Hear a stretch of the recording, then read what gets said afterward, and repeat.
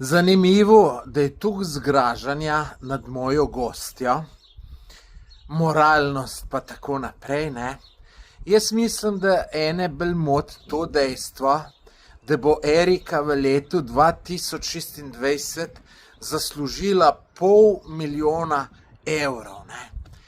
In zanimivo, ne, govorite o te moralnosti, ne. Ženske, ki pa imajo družine, otroke, pa se še vse posod drvajsajo okoli, to ni pa noben problem. Tle ni pa nič moralno sporenega, ne. Tako da, malo ste čudni ljudje, ne.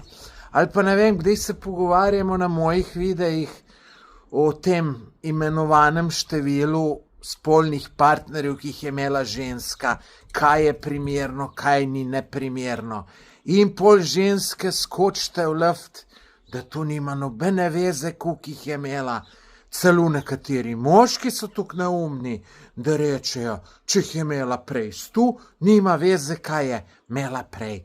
Glejte, jaz bi veliko raj poročil eno takole žensko, kot je Erika, ki snema neko tako vsebino za OnlyFans, ki nima stika z nobenem moškem, nič, mislim, ima samo elektronski stik, v živo ga pa nima, ki pa z eno žensko, ki jih je 20 dala čez.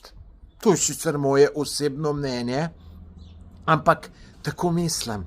Dajte pa še vi, dragi gledalci, v komentar napisati, kaj si pa vi mislite o tem, me prav zanima. Drugače pa ta podcast z Eriko si lahko pogledate tako, da samo kliknete na tale komentar, pa vas bo povezava vodila na podcast, pa si pogledajte cel podcast, pa pol komentirajte, ne.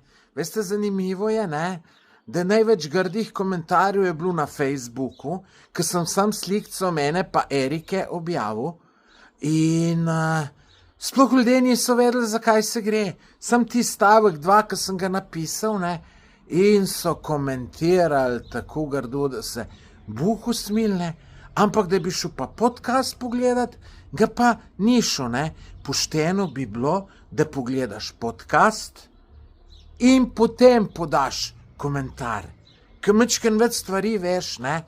Tako da, tu bi jaz povedal glede tega, no, kakor sem rekel, me pa zelo zanima vaše mnenje. Pa en všeček stisnite.